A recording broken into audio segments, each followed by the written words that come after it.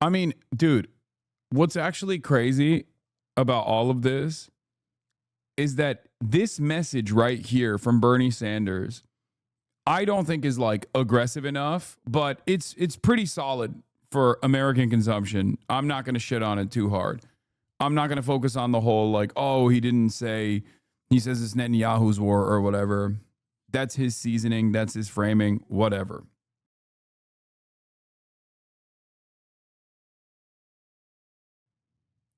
Thank you very much. It is for you, by you. Bernie Sanders has released a statement about urging the administration not to wage war with Iran. Your subscriptions maintain my editorial independence. For joining me.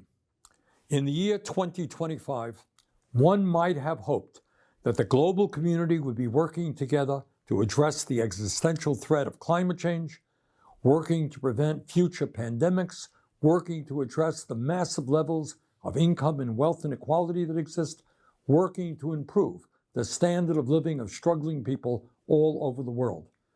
But tragically, that is not where we are today, quite the contrary. Instead of addressing the major crises that we face, the world is now looking at the terrible war in Ukraine, started by Putin, which has taken hundreds of thousands of lives over the last 3 years. We are looking at the horrific war in Gaza, where, as we speak, thousands of Palestinian children are facing starvation due to Israel's inhumane and illegal war policies. And now we face a dangerous and escalating war in Iran, which was begun in violation of international law by the extremist Netanyahu government. And the main point that I want to make today is that it is absolutely imperative that the United States not be dragged into this war. Let me say a word about how this war began. On Thursday, Netanyahu launched an illegal and unilateral surprise attack on Iran, bombing targets across the country and killing hundreds of people.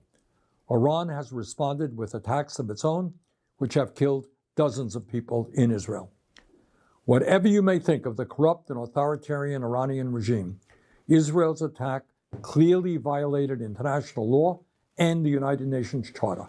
While every country has the right to defend itself, they do not have the right to launch so-called preemptive wars of this kind. But let's remember who Netanyahu is. He is under indictment by the International Criminal Court for starving innocent people and killing civilians in Gaza. At this very moment, in Gaza, Israel continues to prevent the UN from delivering humanitarian aid. And just today, in Gaza, Israeli tanks fired into a crowd desperately trying to collect food, killing at least 59 people. So it should come as little surprise that Netanyahu ignored international law to start this war with Iran. But Netanyahu's decision to strike also directly contravened the express wishes of the United States, which was seeking a diplomatic resolution to the long-standing tensions around Iran's nuclear program.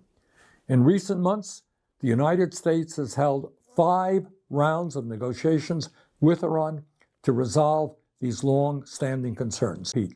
In recent months, the United States has held 5 rounds of negotiations with Iran to resolve these long-standing concerns. A 6th round of talks was planned for Sunday, but Netanyahu chose instead to start this war. So let's be clear. Israel's attack was specifically designed to sabotage American diplomatic efforts.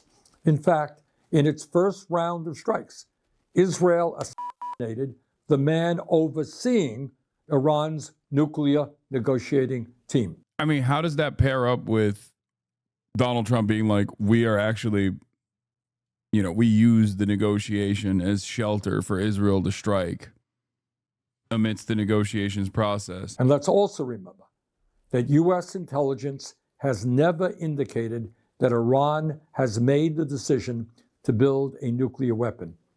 Just a few months ago, Trump's own director of national intelligence, Tulsi Gabbard, testified to Congress that, quote, the intelligence community continues to assess that Iran is not building a nuclear weapon. End of quote.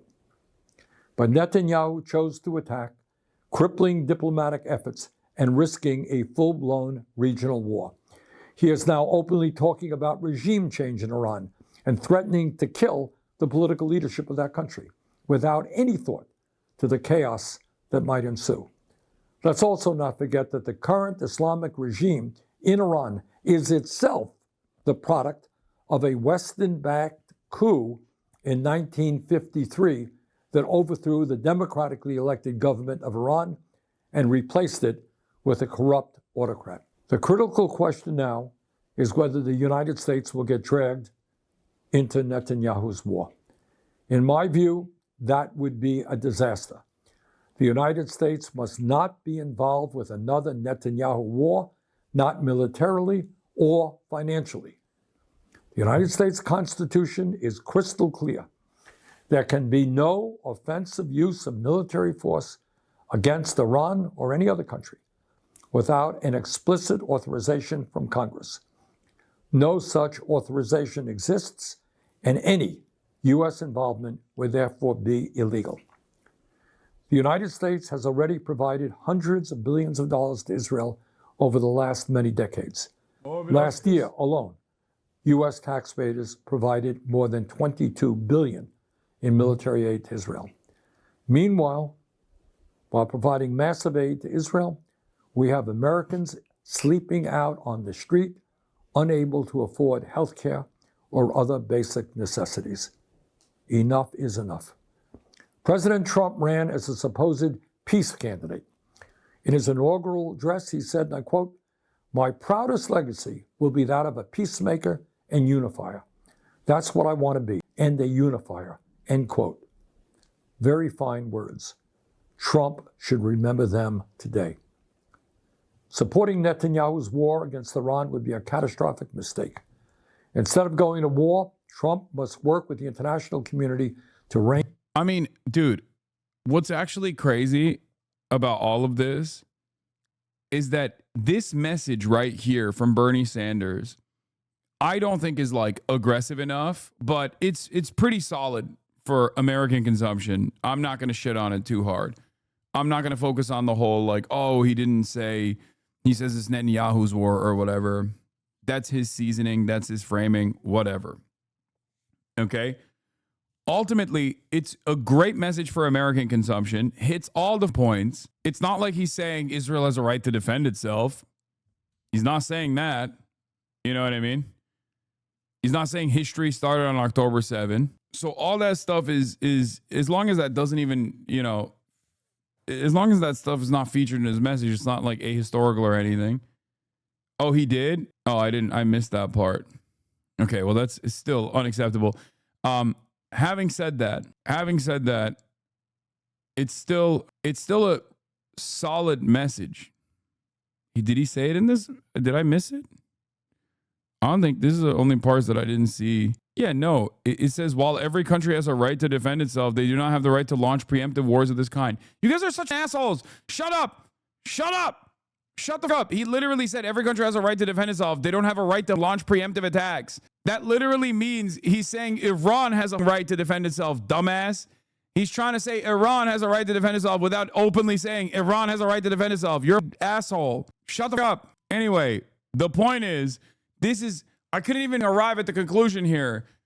What I was trying to say is, that is perfectly palatable for the American audience consumption. We have not heard this perspective once in the last 70, 80-hour news cycle. I have yet to hear a single fucking person go on CNN, ABC, NBC, MSNBC, Fox News, and say this one fucking time. That's my point. Does that not shock you that New York Times and Fox News and CNN are completely aligned on this, where they're like, well, the Fordow nuclear facility has to go. It has to go. We have to blow up the Fordow. The question is, how deep can we penetrate? Literally, I feel like I'm going nuts. Even online, like the only place where you get this kind of commentary that is reasonable, that actually fucking favors the broad majority opinion of the public, is places like here. What the fuck? It's insane.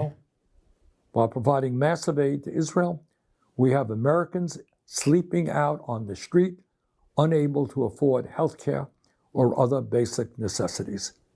Enough is enough. President Trump ran as a supposed peace candidate.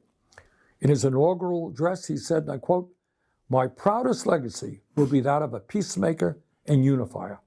That's what I want to be, a peacemaker." Bro says, bro is shocked. The U.S. is owned by Jews. It's no surprise. I think the mods already fucking clapped it. Oh, no.